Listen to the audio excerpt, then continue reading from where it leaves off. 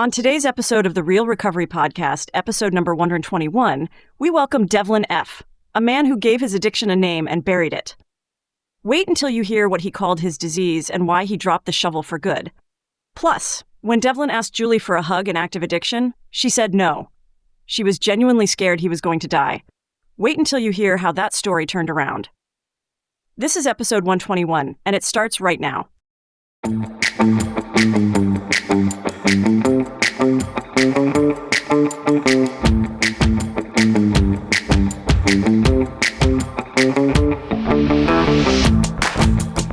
Hello, and welcome to the Real Recovery Podcast. I'm Julie, your co-host, on this journey of healing and transformation. Together with my co-host, Peter, we dive into the heart of recovery, sharing stories that resonate with courage and inspiration. That's right, Julie. Each episode is a new chapter in this vast narrative of recovery, and we're honored to bring them to you. But keep in mind the perspectives you'll hear are for informational purposes only and may not reflect the views of the podcast or our partners. Indeed, while these conversations can be a powerful part of your recovery toolkit, they are not substitute for professional medical advice. We encourage you to seek guidance from your healthcare provider for any treatment-related decisions. And if you're facing an immediate crisis, or if you just need to talk to someone who understands, don't hesitate to call the Recovery Crisis Line at 503-223-8569. The number is also on our website. Help is available 24/7. Now let's begin our episode Of recovery, real recovery. Hi. Happy Thursday. Yeah, who knows when they listen. It'll be Thursday night, Friday. Happy whatever day you're listening to this, whatever time you're listening to this. Welcome to the Real Recovery Podcast. This is Julie. And this is Peter. Hello, everybody. I'm really excited. Today we're with Devlin. Yes. And I was telling him before this, he is a miracle. I know we always say that, but Devlin's journey has taken a lot of work. Some people get it easier. Some people have to work harder. I was like you, bro. Look it. I say to this day, like some people just seem like whoosh, right? Like they have it. Or they just get it and it's like poof, right? That wasn't me. It was enough just for me to be off drugs for a while. The rest has come slowly.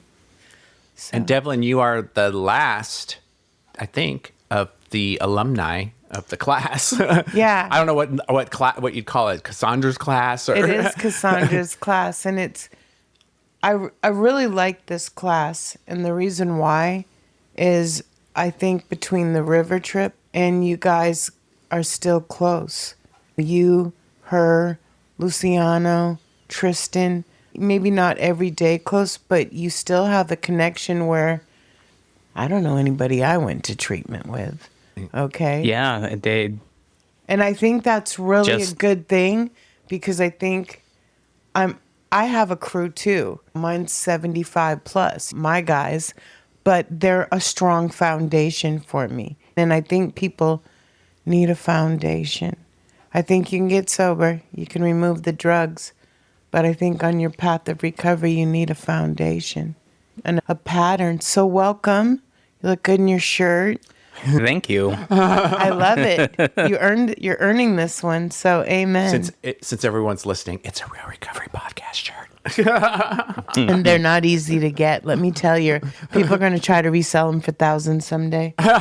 As long as they give me a cut of that. You'll have a whole collection to sell, Peter. I'll have one in every color and every design. Yeah. Yeah, I'm pretty excited. I wanted to talk about two things before we start your podcast. One is, and it's because I saw it on LinkedIn today, you can sign up your Fred Meyer reward card with us, and we'll get a donation. It doesn't mess with your gas points. It doesn't mess with anything of yours. But once a year, they'll make us a donation. And how long did you work at Fred Meyer's? 18 years. So they owe me. No. Look at, we deserve that donation because of Peter's dedication for 18 years. Yeah. And it's a way to help us without us asking for money. Well, and it's kind of, I don't know if anybody remembers Amazon Smile. That was kind of big a while back and they discontinued it. But you just shop. You just do your regular shopping. You don't pay any more. You don't have any You don't sacrifice negative. anything. Yeah, you don't sacrifice anything. And then we get a little something from every store trip. So I think it's pretty cool. I think so too. And I think it's an easy way to give back without me asking you for $5 even. I think that's good. And we just started a bottle drop return too, where people can drop their bottles and it can go to us. I personally am going to do this. I've never saved my bottles until Jen asked me, and I have 10 that have to get out of my garage. 10 bags or 10 bottles? bags. 10 bags. And Jen says that's about $35 or $40. And that way it can go as well. And honestly, that would pay for one of our newsletters. So kind of cool. Yeah, I every mean, little bit adds up to... yeah, and it doesn't have to come out of your pocketbook. I know pocketbooks are really tight. Yeah. So anyway, those were the two things I wanted to mention because I think the Fred Meyer's rewards card is the easiest thing I've ever done. The other one that I think is cool too, because we've been getting some action from it, is if your company it's usually through their HR portal, there's a way you can donate, you can designate so much per paycheck to go to a charity. And then typically, like 99% of the time, the company will match that. So it doubles whatever. So say you do $5 a month. Well, it's $10 a month. Anything you do. So if you're working and you're at a corporate company, you most likely will have this available. Just check with your HR. And shout out to Leanne and Jen because they match their donations. We don't have that many donations. We have like a $600 budget, but we're just trying to pay for the newsletter. And thanks to Dina Valdez for giving us we have those stand-up banners that everybody has when they're like have their tables? Yeah. We have a cardboard. Okay, it looks like a poster board from a project, and we're going on 3 years with this poster board. But she sponsored, Transcending Hope sponsored one, and we're going to look like professional for the first time ever. And we got a canopy donated to us from Gray Bar and Jen. So the two things we wanted other than our newsletter, we're making progress. Yeah. You don't know. So I'm excited for that. So welcome. Feel comfortable. Just know in 2 minutes you'll be in the zone. So don't worry. Okay. Yeah, I'm glad you're here. You said to me on the way in, and I want to start here. I want people to know. Okay? Because it really talks about the journey. Okay? I was dropping, or I don't know if I was dropping off or maybe dropping off a friend and you were there or meeting them. I was picking them up and you had just met with them and you said, "Can I get a hug?" And I said, "No, absolutely not." And you said, "Why not?" And you tried to push the subject and I said, "Not at this time." And I was sincerely scared. I'm not joking. You were in active usage. The next day you told everybody you relapsed. And I was scared. I was literally scared. I'm not joking. And I'm not a hugger, I'm not a hand holder at the end of the meeting. I'm just not. It's my own issue. But I was worried. And then I'm Zoom hosting. And this is when I was off work on my leave of absence. And I'm Zoom hosting every night. And you're going into the building. And I was really worried about you. I thought maybe you were going to end up dead at that time. I'm not joking. And I was scared. And active usage makes me uncomfortable. It really does. And I say this all the time. I always say, call me before you relapse, because if you're relapsing, I'm not your girl. I'm not going to come there.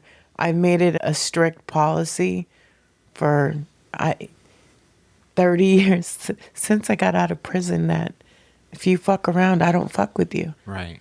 So the fact that you're here, that's what I want people to know, okay, that it's that serious. And the fact that you're here, I have actually seen you do the work. I've seen you do a lot of work. Okay? A lot of work. I've seen you be consistent. I've seen you show up. I've seen you give back. I've seen you be there for others. I've seen you sponsor. I've seen you do the whole deal. And it reminds me of somebody we talked about, Jonah. And that was a very strong podcast. Jonah, I already was grateful, okay? But I wasn't grateful at that level. And I'm just being honest. Now when I get to be in my head and I go and I have fresh food, some fresh vegetables, I can instantly go to gratitude. When I'm home and just comfortable in my bed, instant gratitude. Where before I may have taken it for granted. I'm not joking. And I don't mean that in a bad way. I just think if you don't know, you don't know. And I think a lot of people don't understand some people's journey.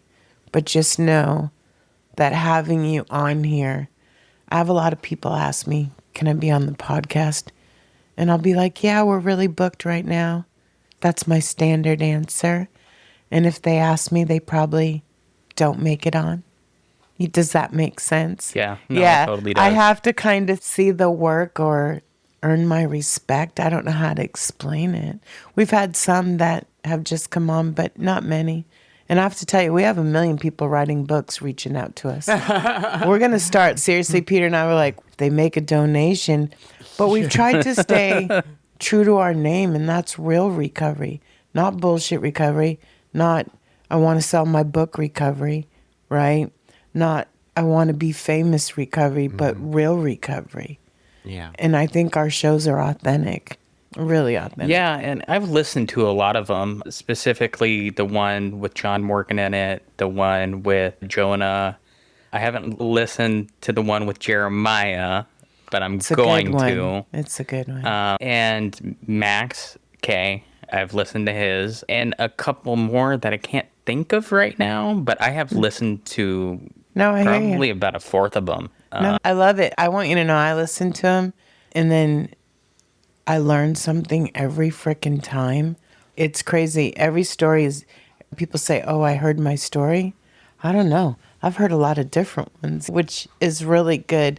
And I think it shows that you can come from any walk of life. And you can what I don't accept is people saying, no, I can't get sober. Yes, you can.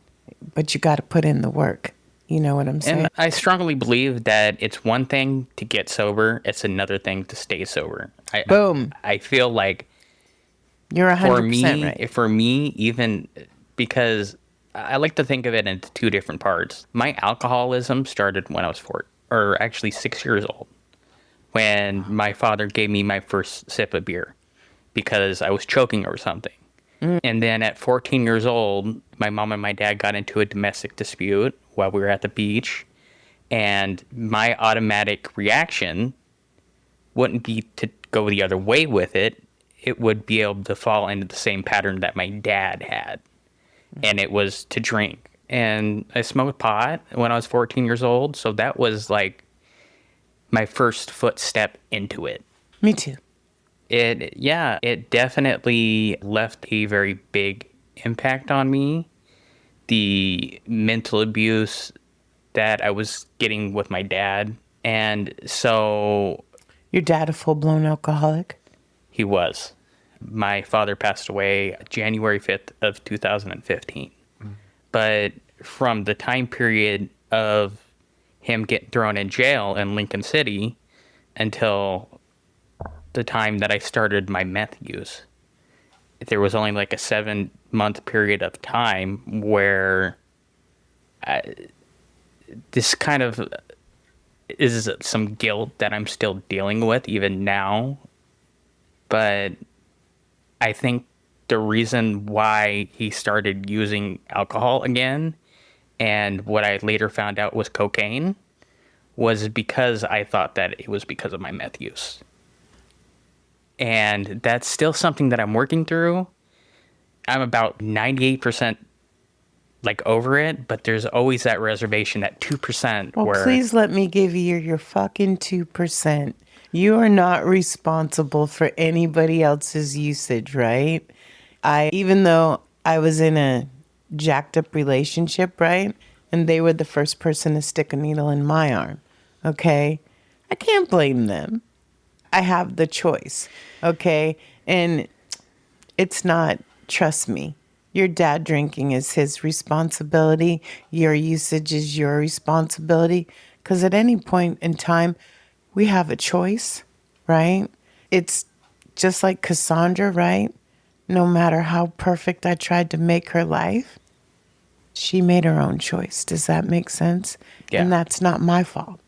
So just please let me take that 2% from you, okay?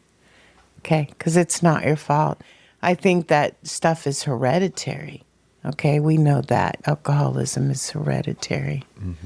Yeah. Yeah, that's not. That's a good percentage of it from what I've studied a little bit. It's a lot, yeah. So, but I think there was a couple things that also led up to my alcohol use. I think, so as I was growing up, I had a good mother and a good father. They had their issues. I remember when I was 4 years old, there was a person in my family that sexually abused me. And I'm still working on it with the EMDR with my therapist, but I had to stop for a short period of time because there was a certain portion that I could remember, and then there was another portion that I couldn't remember. And so I am still a little bit undecided if I want to continue that or not, because I almost feel like the pain would be too much for me to handle right now. So I had that period of time where it kind of, I didn't have anywhere to put any kind of energy into it It's emotionally draining.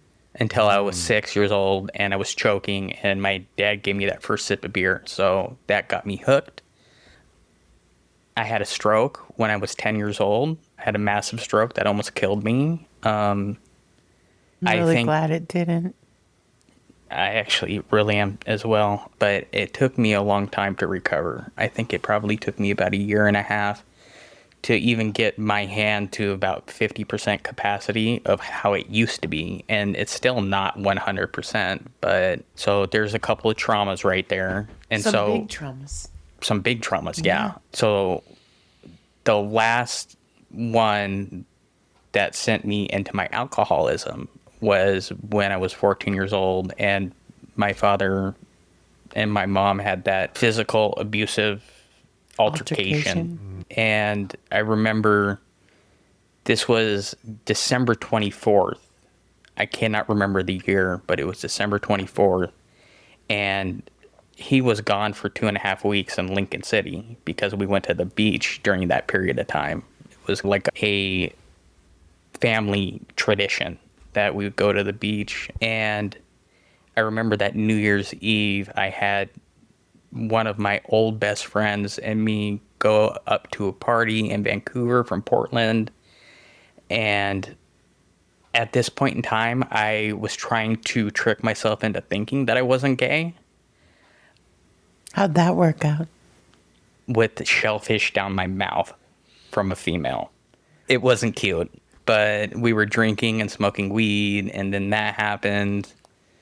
And the only thing that wasn't repulsive was the fact that I liked alcohol for the effect. I remember when I was 17, 18 years old, it started to increase because I was just getting done with high school. And as soon as I got done with high school, I went up to Vancouver to get a healthcare job and home caregiving job for Alzheimer's and dementia. And I would be working Monday through Friday. I would have I was working Tuesday through Saturday. I'd have Sunday and Monday off.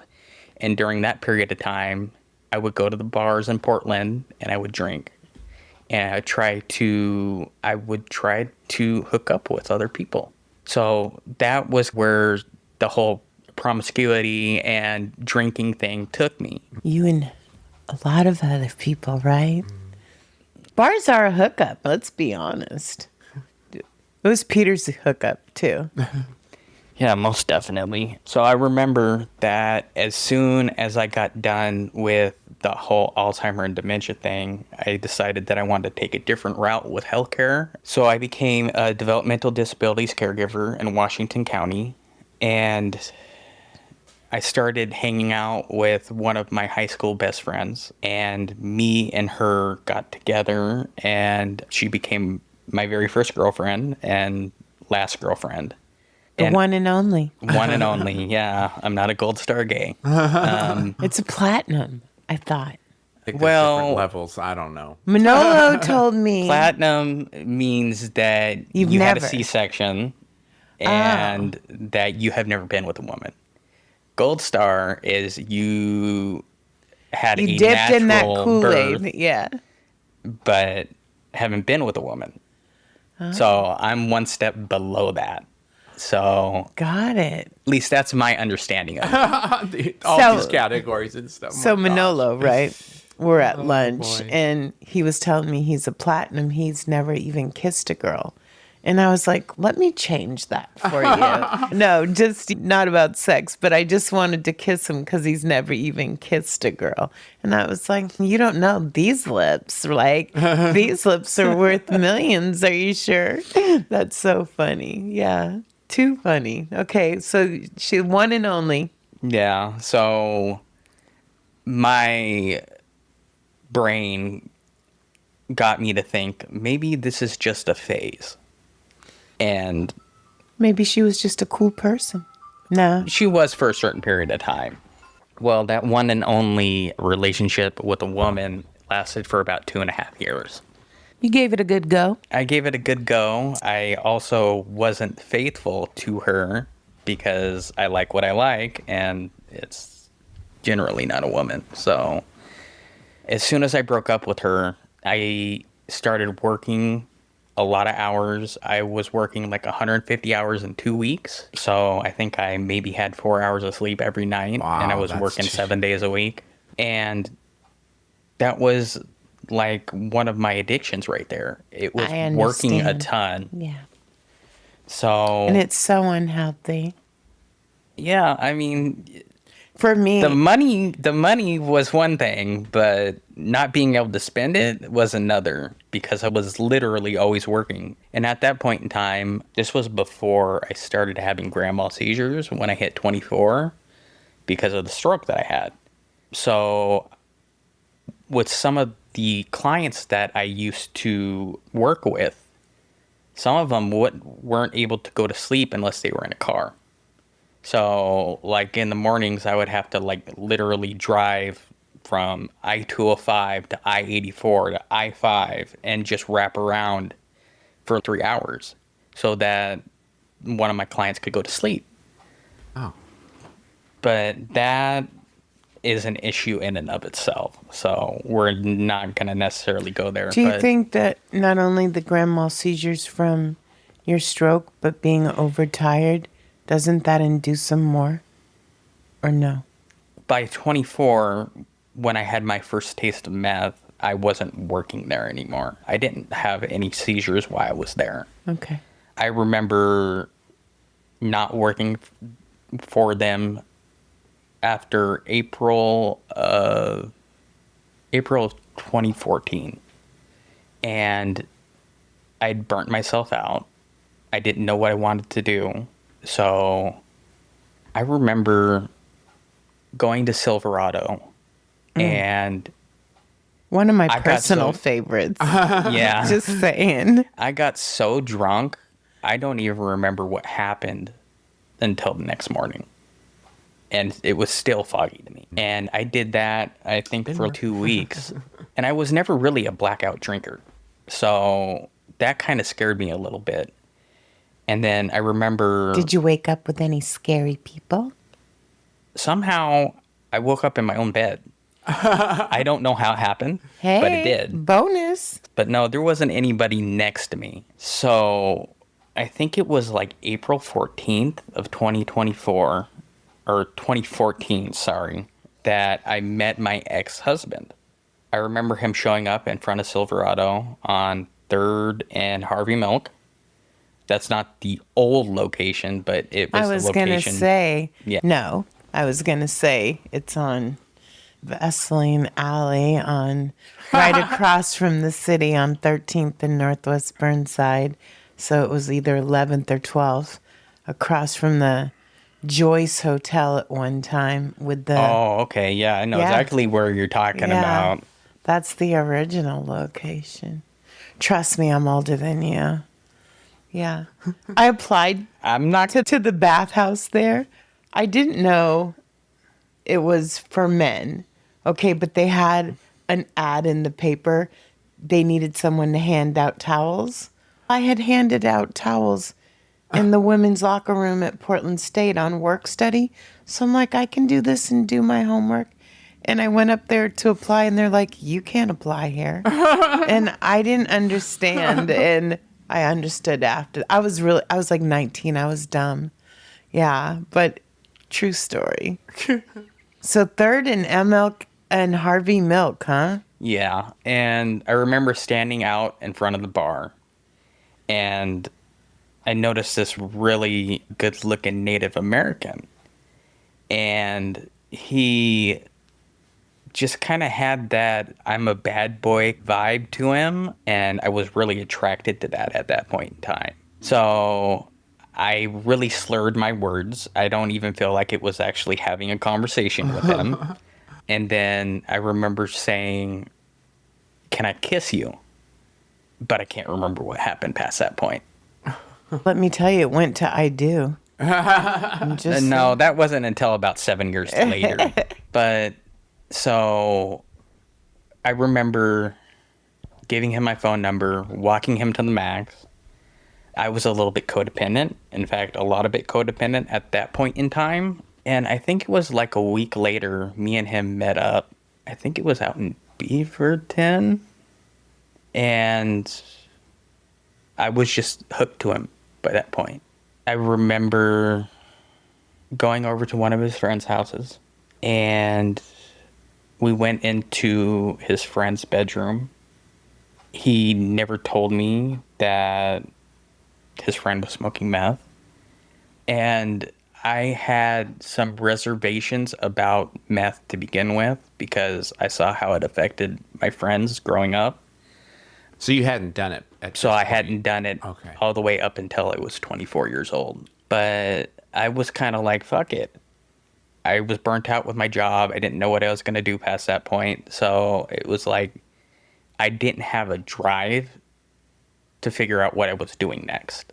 So I went ahead and decided that's what I was going to do. My ex-partner went out of the room, and I had my first hit, and it hooked me. I could drink and drink and drink, and then take a hit off the pipe, and it's like it just all leveled out, and it became the center of my world, even more than my ex-partner, and like he got me hooked at the So very he was start. doing it too. So after I took my first hit, he came back into the room, and then we started. And I think the first bender that I ever had lasted for a week.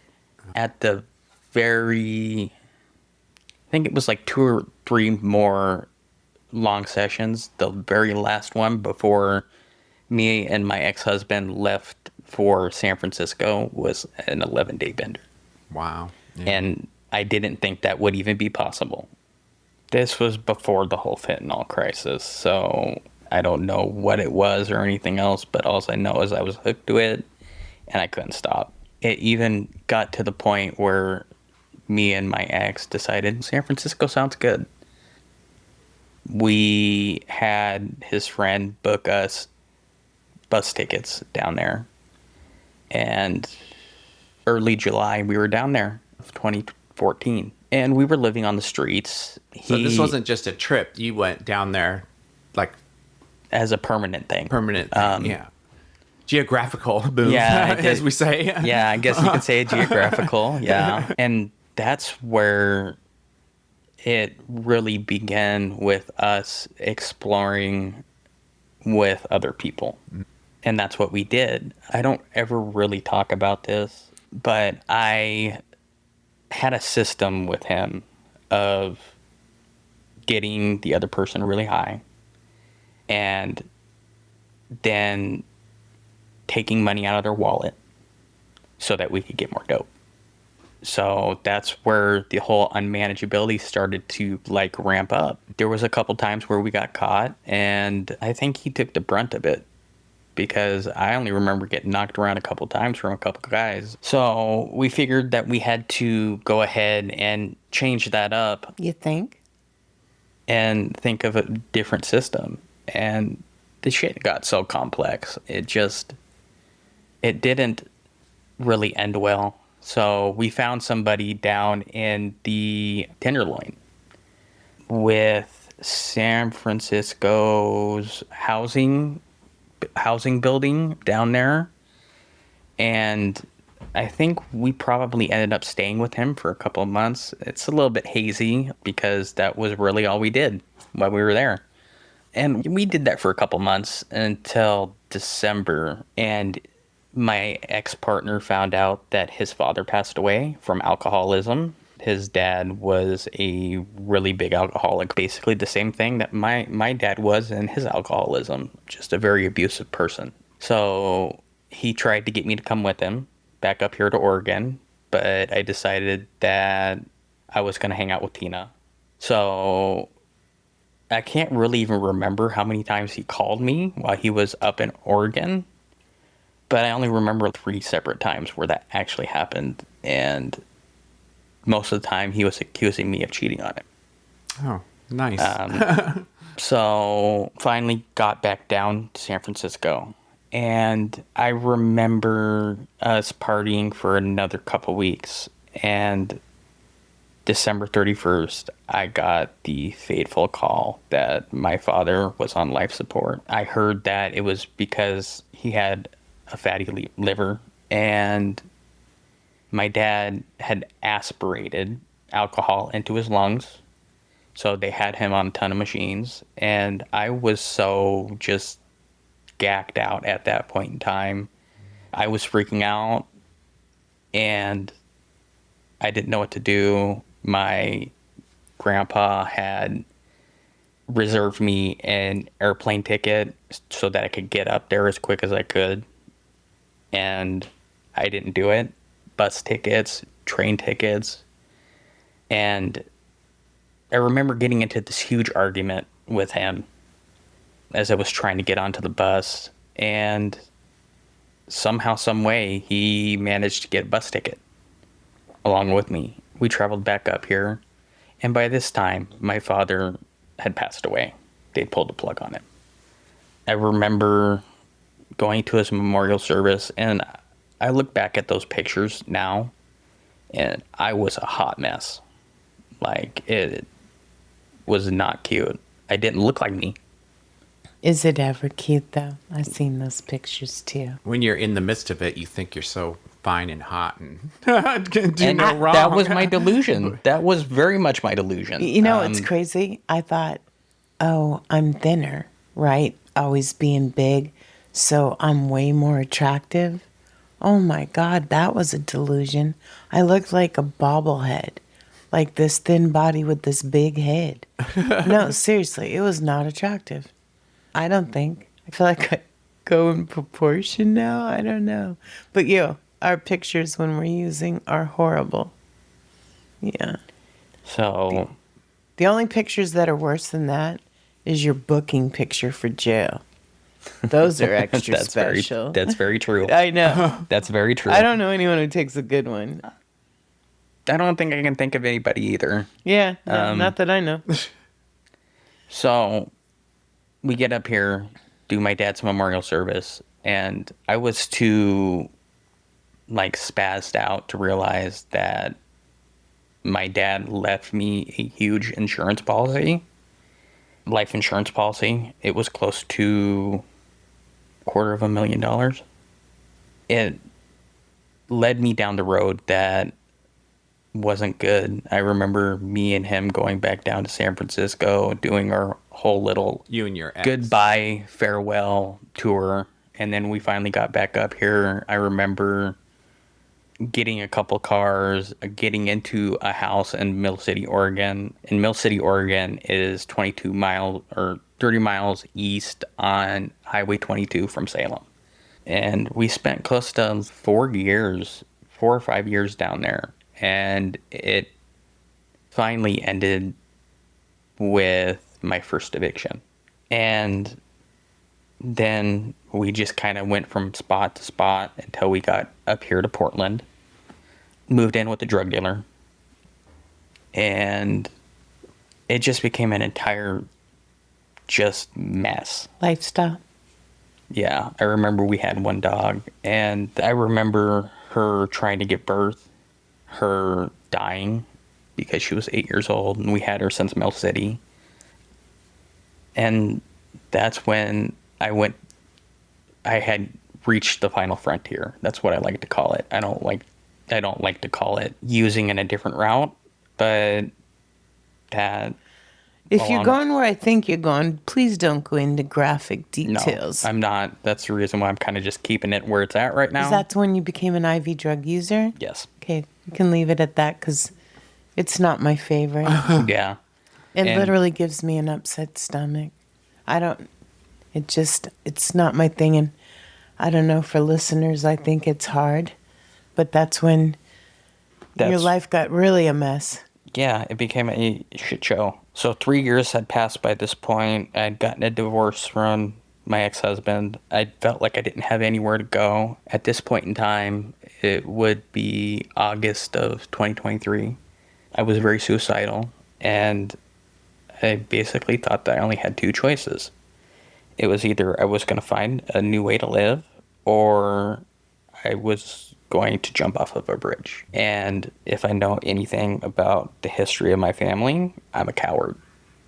I would not jump off of a bridge, even though I thought that. I'm a coward. I wouldn't jump off a bridge. I'm just saying. I wanted attention. That was the core of it. Yeah. So I entered treatment September 23rd of 2023. You can Didn't even know really what I was doing. Is this when I met you? It's around that time. I remember entering treatment, them setting me up with a spot at Sober Housing Oregon, where I got to meet Rob Black, and I was very anti-authoritative at that point in time because I thought I knew everything. Bro. I think a lot of us are that No. way, anti-authoritative. So I know I am. I'm just a bitch like that, but yes, when you had just a very short time sober, you did come across arrogant. And I have to tell you, I think one of the best things about me is I'll tell you, I don't know it all. I'm still working on it. You know what I'm saying? I think when we know it all is when we lose it. Does that make sense? Yeah. I think when we stop doing the right thing, that's when we lose it. I've been there. You know what I'm saying? Not necessarily the know-it-all, but where I let other things become a priority. Mostly work, yeah. Yeah. After I got moved in with Sober Housing Oregon, I was told, this is what you got to do. You got to do this. You got to do this. How did you gotta choose write a another paper. chance? Or did you the first time? I don't know.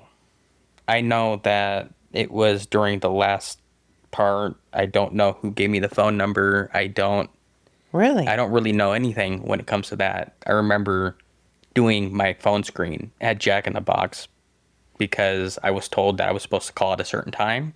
And you did. And I did. Were you homeless at this time? Yes, I was very much homeless at this time. So I did the phone screen, went into another chance. I got to meet Jessica Anderson for the very first time in person.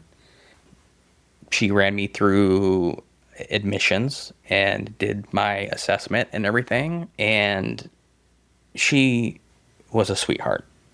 She was very compassionate. She was very empathetic. She was just really kind. And that was like the very first taste in a long time that I actually had somebody who actually gave a shit about me.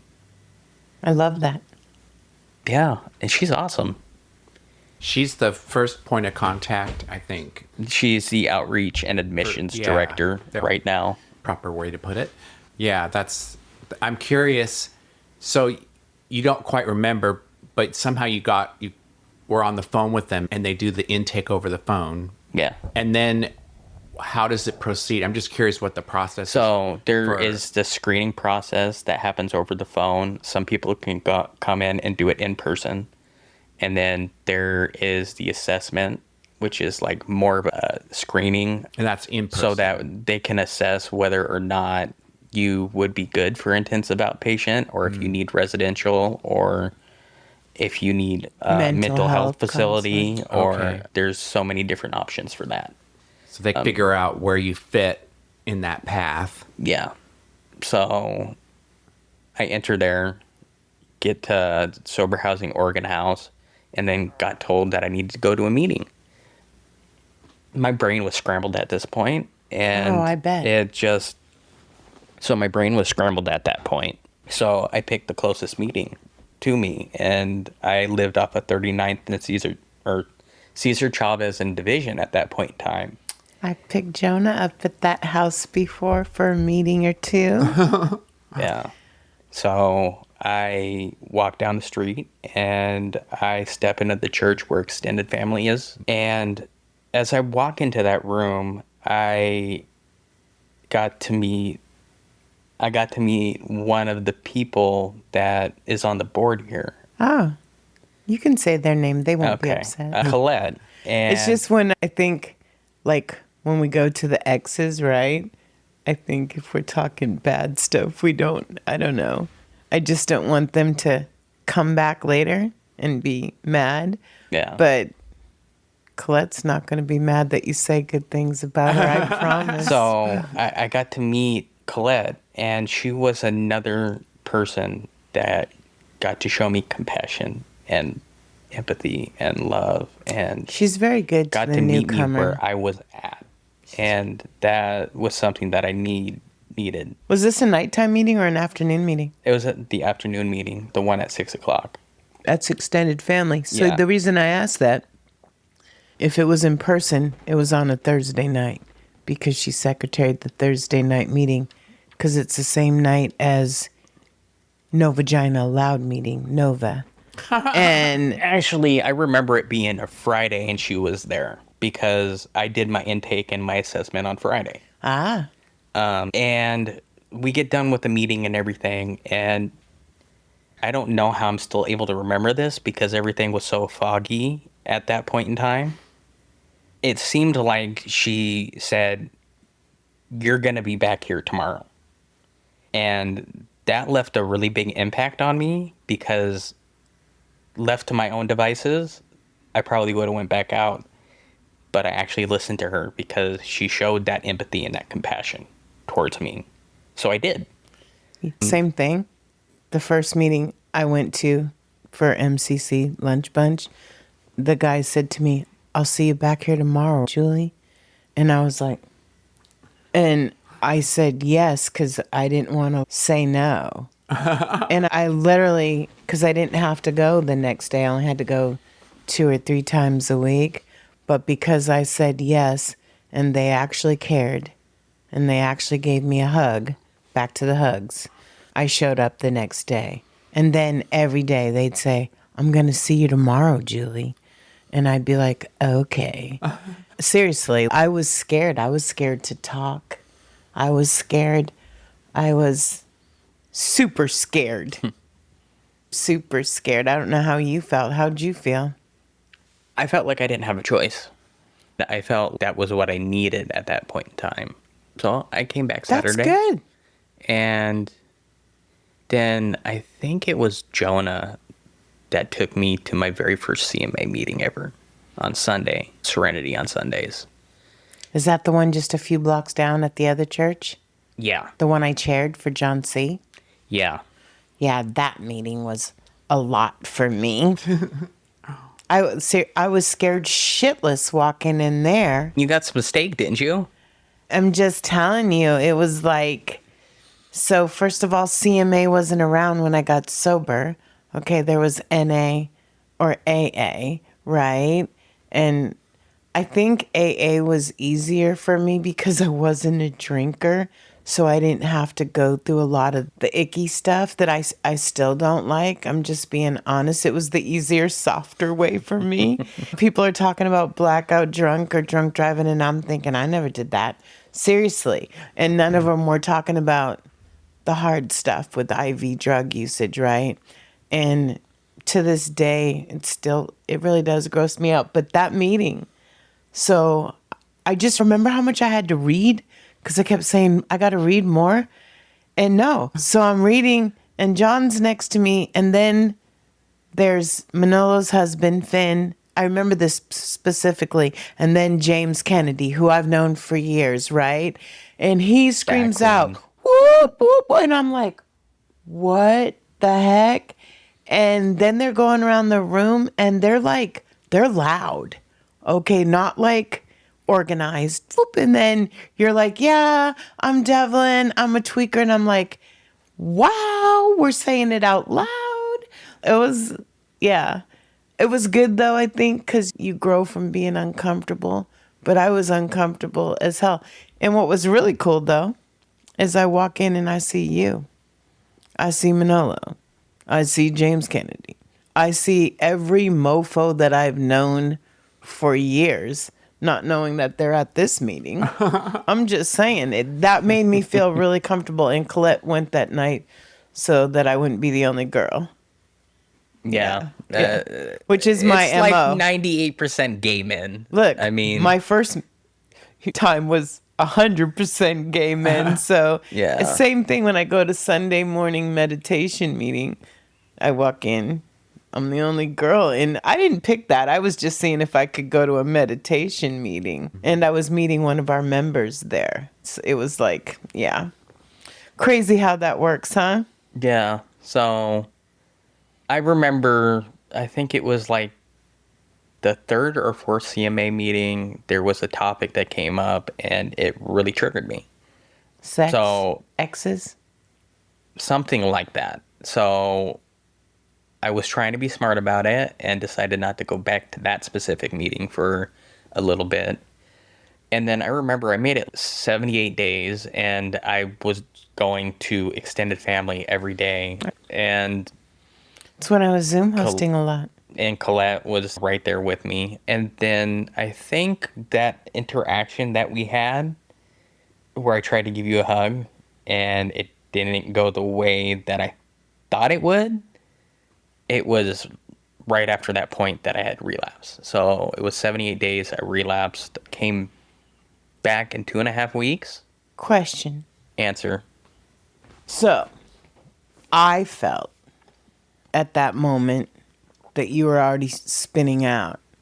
I'm just being honest. I thought that you weren't sober. And I thought Colette was a saint. I'm being honest, because she's really compassionate with the new person and there for them. And she has a gift with it where I don't. And it's crazy because I can be that one-on-one, right? And I don't know why, Devlin. I really don't know why. It's like, woe to me. I don't. And it's like when you were talking about the EDMR therapy, right? I'm cool too. Okay? I've had, since I didn't admit that stuff until 55. And it's been a lot. It's been a lot. I know why I've avoided things for so long, right? It happens when it happens, right? I commend you. But yeah, that night was not a good night for me either. I was worried. Yeah, and I do have to say, Colette is very compassionate, because I remember I got kicked out of the sober house that I was at, Sober Housing Oregon, and I can't remember whether or not I went to go get my stuff or not, but I remember I only had a bag, and Colette came to pick me up. Before she took me to her house, she got her nails done, and she had me get my nails done, and it's the very first pedicure that I ever got. Wow. That I think it was like hot pink or green or something like that. I love that. I'm And not then- supposed to say that. And then she took me back to her house, and I think I passed out for a good 24 hours. Yeah, it was not cute. And then I remember getting into a different not adult foster home. I used to work in adult foster homes, but another sober house. And then I made it 42 days, went back out because I hadn't done enough research. That was obvious. And then when I finally got back, I was done with it. I was just done with it. I didn't have another relapse, or I had another relapse in me. I didn't have another recovery in me. And that was what I continually said to myself over and over again, because it was something that I heard in the rooms. I think I don't either. I think that drugs are so scary now. I think they're just so scary that you could think you're just fucking off for the weekend, right? And you're not. The guy Chase, I'll never get over it. This guy was a good dude, and I met him when I was off work going into the room every day when my condo was getting redone. And he was so good. He would sponsor anyone. He was just amazing. And he was a junior at Portland State, my school, and he really sponsored people that I would have a hard time just relating to sometimes, right? And he was sober 3 years. He got high one time and he never made it back. He passed. Yeah. And that experience, I didn't really know anything really about fentanyl. We've learned a lot on this show. There's a lot of things I didn't know about. I'm being honest with you. You stay naive and oblivious. You choose to be in whatever zone you want to be in.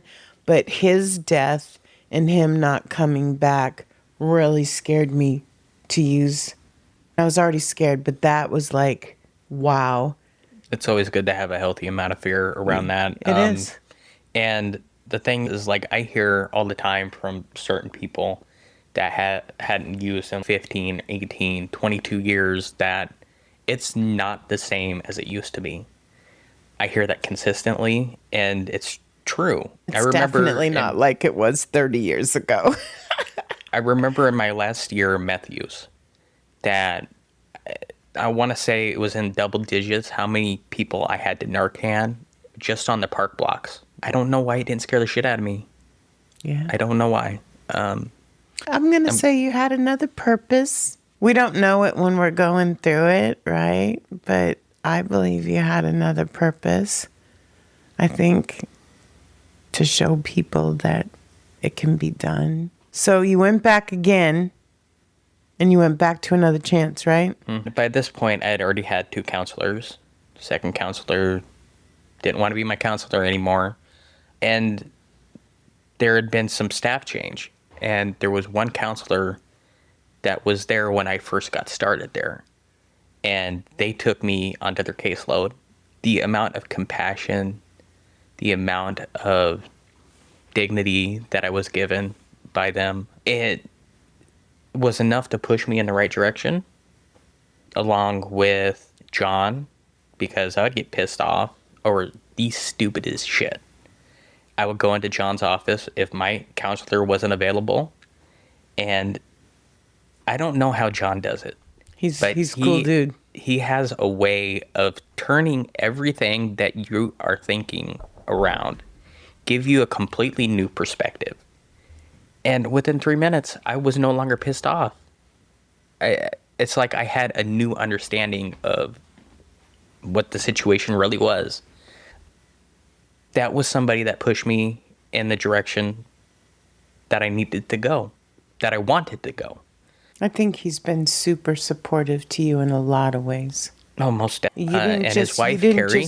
You didn't just graduate and go out the door. Does that make sense? Yeah. You weren't just a number, okay? You work there now, bro. I'm just saying, but he's, I don't know.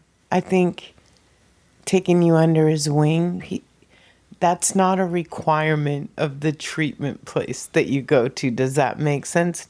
No one, you know what I'm saying? Mm-hmm. And I've seen him do it with a couple more than one people. And I think that he builds a home for you, kind of like on the holidays and the stuff and the camaraderie. And I think some people are full of bullshit, right? But he's the truth. Know what I mean? You know he's lived it. And I don't think you can outsmart him because he's been there. You know what I mean? Some people I think you can one up. You know what I'm saying? Yeah. Yeah. But I don't think John is that person in a good way. I think he's decent as hell. Yeah, most definitely. But there's a lot of the staff members there that was there when I was a client that really pushed me in that direction. And I'm the kind of person that I look to others and I look to others' recovery and I try to adapt that into myself. Not because I'm trying to be like them, because I know what being like something that somebody else wants is like. No, but you want what they have as far as you Yeah. want to be. There's nothing wrong with that. I had to fix how I thought about it, though. That's what I was trying to get to, because with my ex and him molding me into what he wanted me to be, I never really knew who I was at the end of my addiction. So, And I know that's a sensitive spot for you. I know we've talked about this. I think it was one time. Tell me if I'm wrong. But maybe his mother was dying and they asked to see you, and you were worried about it. Am I right, or on the right path? you're on the right path. Yeah. Okay. And I told you, don't you dare, because you felt you were so upset about it and you didn't know what to do and you were worried. And I was like, no. I was like, take the selfish approach and take care of yourself, because I saw you get emotionally upset and I seen you do so much work, right? I didn't want you to go back into that atmosphere. I didn't want any risk. I remember that night completely, because you were in a meeting. I was in a meeting, and I could physically see you get upset, like you cared about the mom. But I was like, she can know you care about her. You don't have to go back, because I was so worried. Because it does seem to me that, and I can understand so much of your usage being around that person, right? It being a trigger for you. And then I was like, don't. I just remember I was so invested in you not going back, right? Because I had seen you go so far and I didn't want it to go away for you. It's crazy, because I remember that night. I remember that meeting. I remember you getting upset. I remember you crying like you didn't know what to do. And I was just like, not that I normally tell somebody what to do in a meeting. I don't. But I was really worried about you going back, and I didn't want you to go back. Yeah. Did Yeah. you go back? No, I didn't. I'm so grateful. So at this point, I'm coming off the streets. It's April 27th. I enter detox. I wake up April 28th. That's when the start of my sobriety starts for this run, and hopefully my last run, one day at a time. So you And- literally are just a few weeks ahead of Cassandra. Yeah, probably a little bit less than 30 days, I want to Yeah. say. She's May 26th. You're April. Yeah. Yeah. And thank you, by the way. Thank you for always checking on her. Thank you for, you didn't have a lot of money and getting her a coin. It was a priority to you. You always know her anniversaries before she does even. I think it's just like when I walked in here tonight, I'm like, your birthday. Do you know your birthday's on the same day as whatever? It means a lot to me too, your stuff. And I think that it's important to have those people that, like, you know what I'm saying? Yeah. I don't know your wedding anniversary, but I know your AA birthday. I know your regular birthday. I'm just saying those things are, I don't know, they're more important. Not that your wedding anniversary, but you know what I'm saying. Yeah. I appreciate that. I just want you to know. Yeah, and at this point, like, one of the people in one of my 12-step programs says it like this, and it makes complete and total sense to me now. Sponsor, sponsee, spiritual, step work, and service. Just as long as you're doing one or all those things in a day, you're almost guaranteed that you're going to stay sober. that's something that I take to heart. And I was at the point where I understood exactly how unmanageable my life was and how powerless I was to not just that drug, but all the drugs I tried, the situations that I placed myself in. And I was willing to try anything. I was willing to do anything. So I got a sponsor. I got a service commitment. And they know they're your sponsor. I love it when people say, I got a sponsor, and they know they're my sponsor. So I am on sponsor number 4 right now. Hey. Colette was my first one, which lasted for less than a week. And then... I would have killed you, so I understand. I get it. Yeah. I was a puke back then. And then I had a second one that lasted for about 2.5 months. And then I found my sponsor. She was heaven sent. We had this weird spiritual connection. I don't know how else to explain it other than the fact that I went ahead and listened to her share one night. I believe it was at CMA's Thursday Solution. And I really thought about it for the week. And she gave me her phone number. I texted her. I said, the next time that you're at the meeting, I want to talk with you. She automatically knew just by me sending that text message that I wanted to ask her to be my sponsor, and I didn't even have to say anything. So she shows up to the meeting, and she's got her big book and another big book. It wasn't the actual big book. It was CMA's 12 steps. And she just knew it. Before I really even had a conversation with her, with me, she knew that was what I wanted to have happen. And so I finally got into the work because I liked having sponsor for show. I didn't want to do any work. I didn't want to do all those steps because they seemed so daunting to me at the time. But then I kind of go back and forth with it because my father did the steps. During that period of time, that 8-year period of time, he did the steps. He really dug into it. So I knew that if he could do it, I could do it. So I started with steps 1, 2, and 3 first. Kind of just zipped right through those because I knew about the powerlessness and unmanageability. I knew that I couldn't do it by my own human power. And I knew that I needed to give it to my higher power, to a power greater than myself. So 1, 2, 3, it was that easy. Well, I don't want to say easy, but it was something that I did quick. I'm going to tell you, seeing that your life was completely unmanageable, that was the easiest one for me out of all of them. I'm in prison. Your freedom's gone. I can fucking relate to that one.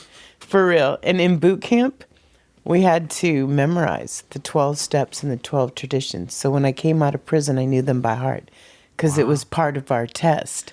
I didn't know what they meant. I just memorized them because I had to memorize them. But I remember when we memorized it and it said, your life is unmet. And I was like, yeah, that was the one. I don't know about, I was pretty mad at God still. Blamed. Yeah. How could you let this happen to me? Foxhole prayer. Look, and when you're in trouble in jail, you'll be like, just get me out of this. I promise I'll do better. I'm serious. I know so many people who say that. And I remember getting released and I spent 4 birthdays in the Justice Center. It just was the timing. One of them I had a warrant for failure to appear to the probation. I was only on probation and to the probation officer because they sent me I didn't get the letter. The letter went to the wrong Lewis. Forgot about that one. It's okay. But yeah, and I didn't know. And so and it's crazy. I was so excited for my first birthday that I wasn't in the Justice Center. Cause you can see, if you're in there, you can see everything going on at Waterfront. It's not, yeah. But you'll pray. You'll say anything. Yeah. Yeah. Yeah. Agreed. Hey, look, isn't it crazy? You have that moment, but...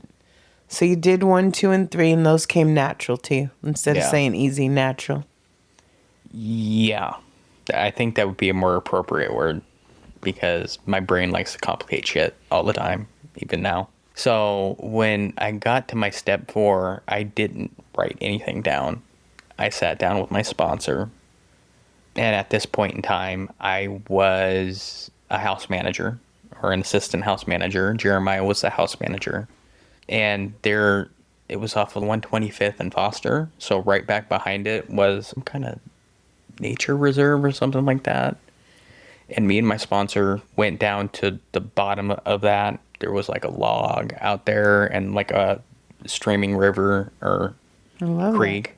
So we were in a spot where I could do my 4-step. And I think it took me like 5 or 6 hours in order to go from when I could first remember and all trauma all the way up until 33. My last 2 sponsees, I do the 5th step at the grotto. I want you to be chill. I don't want you to stress about it, right? I find that to be a super spiritual place. And both times I've bought pizza, like to sit on the picnic just to try to make them feel comfortable. And I didn't write down the first 4-step I wrote down. It got stolen out of my car. For real. Whoever read that, publish it, okay? And then I did a bigger one. But the last 4-step I did, I couldn't write down. I physically could not write it. It's like I couldn't type it. I was trying to type it, and I couldn't do it. And me and my first sponsor that passed, it was COVID. And he said, we can just meet on the phone every Friday. And I think it took 6 Fridays. I could only do so much. It was like emotionally probably the hardest thing I've ever done by far. Because I was going to write a book. And I could write from 15 on when I came to Oregon because I was so fucking pissed off I was here. But I couldn't write the first 15 years. That's the cat. And when I told him, I was like, I can't write anything. I just cry. And he said, why? And I had a breakdown. The same things that you were talking about. Yeah. It's hard. But yeah, I love that they met you at the river. I love in a peaceful environment. That's my recommendation. Yeah. It is. Something that is just like soothing. really relaxing, Yeah. calm, and everything. Yeah, I love that.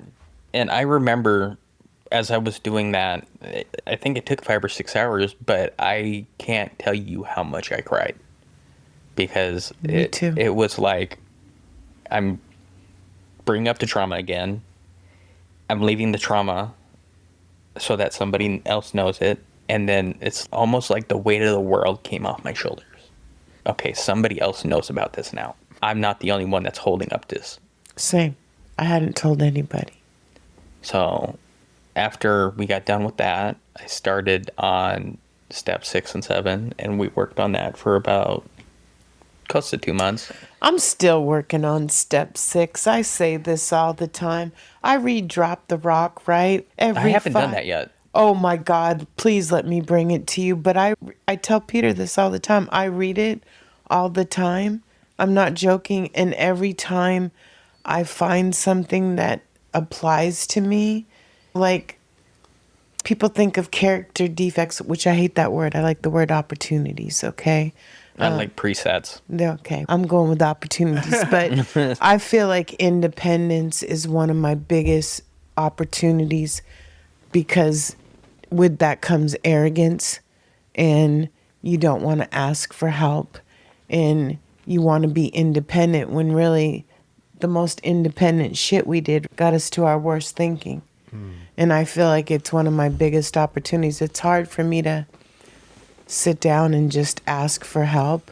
I don't want to feel like I need it, even though, my God, I probably need it more than most. But I think 6 and 7, my first sponsor said it, but I didn't get it, okay, at the time. I thought I just wrote out a list of character defects or opportunities. I prayed about it and poof. That's not the way it works. Shit, I wish. Yeah, right. The first time I did it, I promise you that's what I thought because I didn't have a sponsor the first year. When you said you had 4, I got turned down. Okay, I got turned down That was the third time that I got one, but I didn't want to stop working on stuff. So I kept going to intergroup, getting the Hazelden packet. And so I did 6 and 7. So I wrote it out, right? And so I'm thinking, okay, I've done step 6. I've done the packet, right? I've done step 7. I've done the packet. Done 8. I made a list. And my list of amends was like the IRS, DMV. It wasn't a person, you know what I'm saying? It was like all these institutions. So when I paid my fines, I paid the taxes on the money I got arrested with, so I wouldn't get a racket. I'm done my 8th step. Like, the way I did it was insane. But I never stopped working. I think that was the good thing, or going to meetings. So you can do it wrong. Yeah. And there's a right way, though. I absolutely believe that. And I believe that if I would have done it the right way and maybe had some more guidance, it wouldn't have taken as long as it did to get to some stuff. Yeah. Yeah. So I get to step 6 and 7. And at this point in time, I'm going to the 3 o'clock NA meeting, Recovery in the House, downtown at the Alano Club. And I think it was like a week or 2 into it, I meet up with somebody that I knew out on the streets. And he's getting sober. I think at this point I have 6 or 7 months. 3 or 4 months. And he had 30 days. And he asked me to be his sponsor. I'm at steps 6 or 7, or both of them. And I was like, I don't think I can do that. Let me talk to my sponsor. You can. My sponsor, I had this preconception in my head that you have to be through all the steps. So I talk with my sponsor, and she tells me that you just can't take them past the step that you're at. So the next day at Recovery in the House, and then we talk, and I'm like, I can sponsor you through steps 1, 2, and 3. And we're working at it for maybe about a month and a half, and then he goes back out. And because I knew him out on the streets and I knew exactly what he was addicted to, it just fucking killed me. And I've talked with him about talking about him here, and he's okay with it. Something miraculous happened. He got with another sponsor. He was still struggling. And then he made the decision that I found out later to move to Arizona. And miracles do happen. I finally get back in contact with him, and he's got 7 months. 7 months sober. Wow, that's awesome. He had to do a geographical because there's so many different things up here that he just wanted to completely eliminate out of his life. And I'm so happy that he didn't. I had to get rid of everything in my life. Everything. And it was such a relief because I thought he died. Mm-hmm. Because he was addicted to meth and fentanyl. Oh, jeez. And drugs these days, like everything is sprinkled with fentanyl. If you're not getting fentanyl, you're getting fentanyl and. So I thought he died. And when I was finally able to reconnect with him, like he's telling me all this stuff, that he's a sponsor, that he had worked through all 12 steps with his sponsor that he had down there. And I'm so grateful that I get to talk to him every Sunday. I like that. That was my very first one. That was my very first go around. And the fact that he's successful shouldn't validate any of the fact that I'm worthy of teaching somebody the steps, but it did. It did at that point in time. I think it validates the fact that you care, right? You're still talking to him. I think about a sponsor, right? If you're willing to do it right there, that's amazing. I've only done it 4 times. And I'm not very successful. The first one died. I had only met with them 1 time, but they committed suicide. And that was terrifying to me.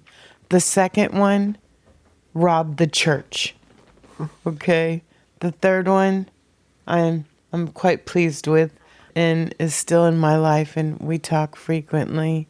And the fourth one I don't think was ready, though I loved them, and I still send a card and be like, thinking of you, hope you're doing well.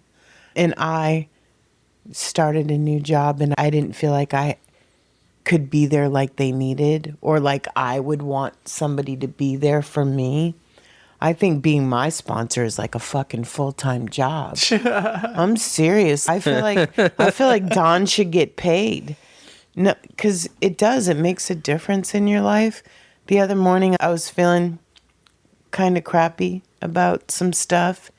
And by the time I got off the phone with him, I had made him a promise that I would do something at home. And the one thing I am is pretty good about my word. I don't fuck you off. You know what I'm saying? If I say I'm going to meet you somewhere or whatever, or show up somewhere, I do. You know what I mean? And I made him this promise. And I came home and I did it, and I sent the pictures. And I needed that. Does that make sense? I needed to make that commitment to him so that I could get out of myself and not stay in my brain. Because my brain, I have addictive thinking. Or I think even more so when you were talking about EDMR therapy. EMDR? Yeah. How courageous of you, first of all. For those people who don't know what that is, it's where you go through your most painful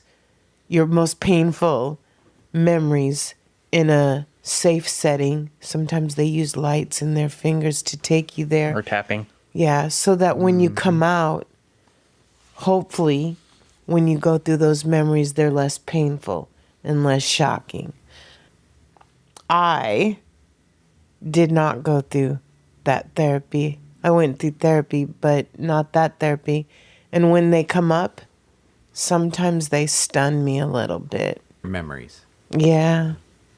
The biggest one when I came here that night, that was the most horrible memory out of most. Yeah. I ran to Peter's house. Dawn was out of town. For real. You know, it blindsided me. It was on TV and it just blindsided me. And luckily I came to Peter's house. I had IOP and then therapy. What a combo, right? But thank God. And the lady in IOP goes, let's talk about our lives. And I was like, it was the next day. And I was like, nah, we're not doing that tonight. But I went to the therapist the next day and it's emotional. Yeah, and I remember, like, when I was doing EMDR, I would do that, and then one of my coping mechanisms, because they were trying to teach me about coping mechanisms, is I processed through a lot of things. Actually, this was before EMDR with talk therapy.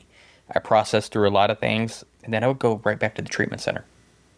And I would sit there for a couple hours, whether it was me doing step work or me just being helpful around there, me cleaning up the tables, putting up the chairs, your safe whatever. Space. It was my safe space. Exactly. I feel about my house, like, it's your sanctuary. Well, and I've never gotten high in my house. Like, when I was getting high, I was in a hotel or the city nightclub. So I never had a home at that time. I might have stayed in really expensive hotels. In one hotel for a year and a half. It was like an apartment and it cost a fortune. I just think about that money and I could die.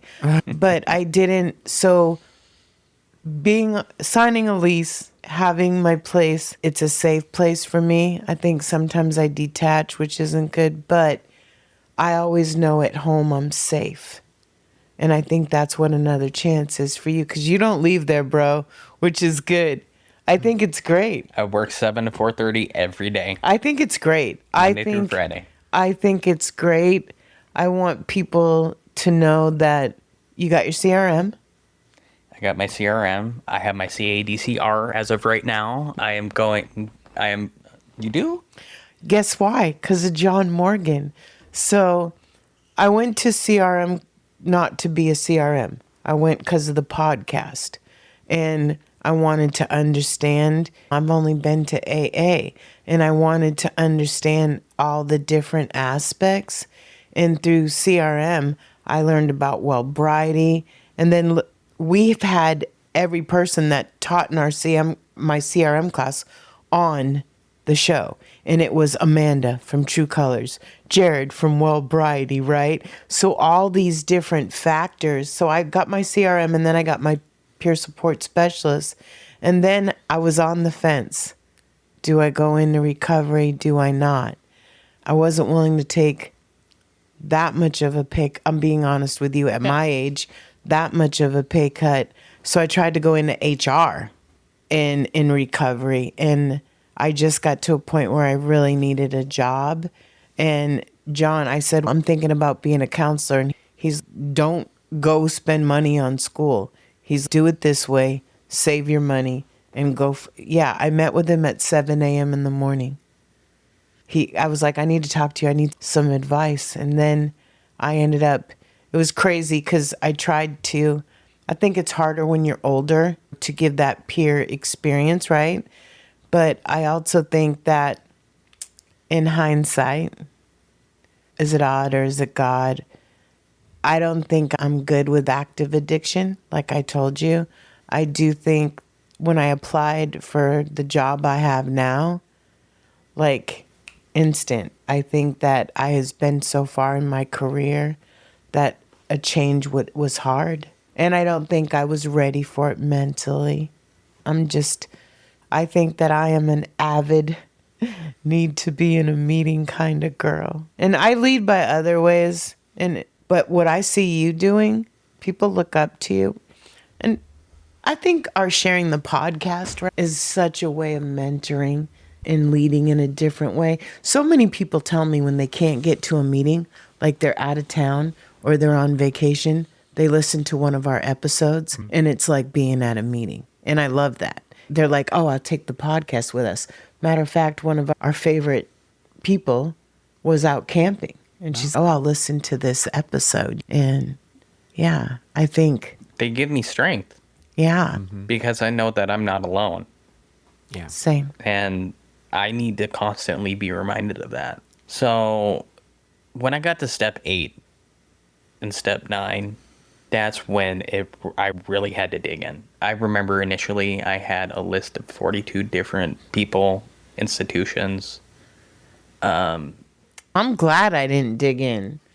Ooh. I had to because it was one of the steps that I had to take for my recovery. And I remember there being a specific person. This person married me and my ex-husband. He was there for me through the darkest of my addiction as I was coming into recovery. Even to this day, I'm still in contact with him. And his letter, because I had to write it all down and I had to read it to my sponsor when I got done with it. His letter was the only letter that I actually cried. I had to actually have the conversation with him before I showed my sponsor the letter. But it just hit something. It just hit, not only am I sorry for it, here's what I'm going to do to make sure it never happens again. This is what I'm going to do as a corrective action and as a living amends to you. And that was the one that I kind of just lost it on. I commend you. And after I got done with that and had that conversation with my sponsor and went through all that, she told me, Devlin, you're already doing steps 10, 11, and 12. You're done with the steps. Because I thought 10, 11, and 12, that'll probably take another 6 months. But it didn't dawn on me that is a daily thing. It is. I do steps 1, 2, and 3 every morning. 10, 11, and 12 every day. And I have to continually do that. I write it down now, right? At the end of the day, I'll be like, you could have delivered that one a little nicer, right? No, seriously, I will. Yeah. And I've had to, they don't listen to the podcast, but I pay somebody to walk my dog, right? And they forgot about my dog. I came home and his dog food was on the counter. He hadn't been fed. And my first instinct is to hand you your ass. How could you forget about my dog? And I pay you. And the week before I was on vacation, so in this particular pay period, you only had to have him twice, right? And I told myself, this person didn't do it on purpose, right? they're not a bad person. You got to reel it back. And sometimes you have to do that. It's just like when I come over here and we're in a big discussion, I'm always trying to tell you, thank you for listening to me, because I can come off really passionate. And again, it can sound the wrong way sometimes. And it's most of the time it's just because I care a lot. But I have to be like, you know what I'm saying? And I have to do it daily. And then I can tell myself, you can work on this a little better. And I'll tell you, most of the time I'm successful. I did lose it when the guy peed in front of my house, 6 feet from my front door a few weeks ago. And there was no thinking about it in that moment. I just want you to know. Yeah. But it is We're human, right? It is a daily practice. And I think it goes to my germaphobe thing. I love that. I love that you've been so thorough. Yeah. It's hard work. And you know what? I say this, everybody has to find their foundation. Okay? It's not the same from everybody. Like me and you both go to meetings. Peter goes to meetings, right? But Peter meditates a different way and has a different foundation other than the meetings than I do, right? Your foundation is another chance. Meetings are the next part in your community, but I feel like another chance has given you a strong foundation. Oh, yeah. So everybody there is what helped me with doing that. When I started talking more about the meetings and less about treatment is when I knew I was ready to let go of treatment. I still went to treatment at least 3 times a week. Even as an alumni, I still went to classes. Wow, that's cool. And during that point in time, Yeah. right after I graduated, I got to meet one of the people that is still a very pivotal part in my life. And his name's Tristan. It's been on our show if you want to look up that podcast. I actually have already listened to it. Thank you. My favorite thing is recovery is my first job. Yeah. Yeah. He was really instrumental in showing me some things that I didn't think I needed to learn. I got to be the kind of person to him that wasn't cocky or arrogant. It was more of he needed counsel with something and I was able to give it to him. It wasn't something that was, I know about this because I did this. It was more of an analytical kind of thing. It was more of a compassionate and empathetic kind of thing. It was, I realized that you're really upset because this and this happened. Let's try to find a solution. He's a humble dude. You don't got to tell me twice. Mm-hmm. The way that he has transformed from day one to now, miraculous. There's another miracle right there. Truly. He literally has taught me some things that I need to know, that I need to learn, that I hadn't learned yet. Like, hopefully I try to stay as humble and as grounded as I possibly can in this recovery. But what his recovery has given him, he's got kids, he's got a family, there's so many things that he's been gifted with just by staying sober, just by being sober. And what I think is important is he stays in it, right? And I think that's important for you. Peter is, do you know how many times Peter has to listen to this podcast to edit? No, seriously. He'll listen to it a ton of times. And where I'm going to a meeting at night, Peter's editing the podcast. I think we all get it different ways, right? I think staying in it, though, is the important thing. And there are those people that can go through treatment and go about their life or whatnot. But That's not me. It's not me. That is either. not me. Yeah. And you know what Barry always said, and I have, from being around, have seen this a lot, that you get everything good and you let the life that AA gave you take you away from AA, because you do got the house, the car, the material goods, right? And then I don't see them. And so, like I said, it can go a bunch of different ways. Everybody's program's different. But the people that I see that are the people I want to be like are the Billies that are still going to meetings the Berries that are still going to meetings. My sponsor, he's on his 48th year. He's going to be 78. He's been sober since he's 30. What a life, right? Yeah. It's a good life.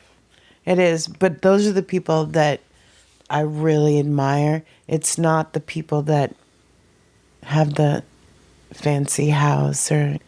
Yeah. Though those things are great.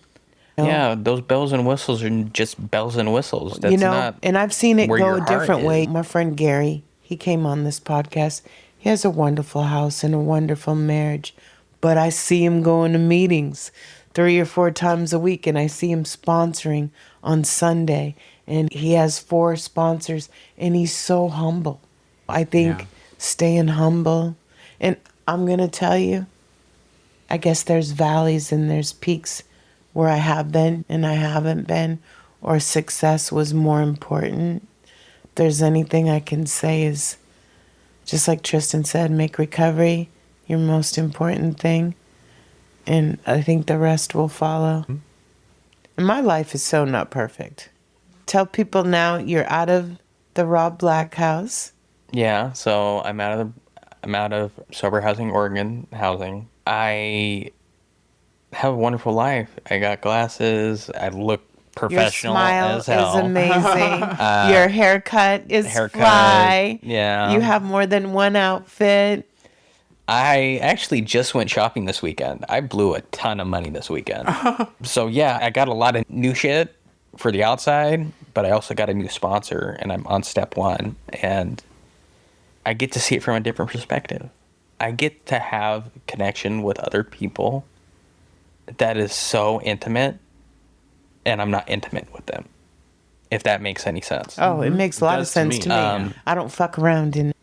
Yeah, and I have people. I don't want to say icons or role models. I have role models. People you look up to. That I look up to that show me exactly what recovery is. So me too. If I'm not paying attention to them, all I got to do is go to work and see exactly what I was like walking in that front door. Mm-hmm. Yeah. That's all I have to do. I think it's cool, even though Peter doesn't work for Another Chance. He's connected now. He's got connections. Yeah. I think that's wonderful. I'm going to tell you, you look great compared to the day on Zoom, right? Yeah. And the day before your relapse. And I still have that intake photo of when I first got in there on September 23rd of 2023. That is not me. I guess I can end it with this story. So there was a certain period of time during this run. The last run at a time. And I got the inspiration to name my disease. And the name of my disease is Bradley, which is my first name, my government first name. Devlin is my middle name. And I was going to ask, did you just make that up or what? Bradley, yeah, that's my middle name. Bradley was the person that loved sticking a needle into his arm. That was the only thing that he wanted to do. Devlin buried Bradley. That's a cool way of looking at it. And I fucking dropped a shovel. And he's still buried at 6433 Southeast 125th Place in Portland, Oregon. I'm not the same person. No, we're not. I don't think we are. I like that because it follows what a lot. Sorry, I interrupted a little bit there. Okay. But I immediately see a bonfire and throwing all your past stuff, and that's gone. This is where I am now. This is new. This is who I am. I like that burying. You bury. It's very tactile. Yeah. It is. This is so random. Please forgive me. Promise me you'll watch the movie Just Go With It. It's got Jennifer Aniston and Adam Sandler. I need you to watch it. It's hysterical. It's a comedy. You'll laugh, but I want you to see what they call Devlin. It's It's a funny thing, and it's one of my favorite movies, and I love it. But I want you to see it. It's good. But I do love that analogy, and who we are high is not who we are sober. Period. Yeah, exactly. Any last parting words of wisdom you want to give? Other than I think this was probably about 100 days ago. It was right before I hit my 2 years.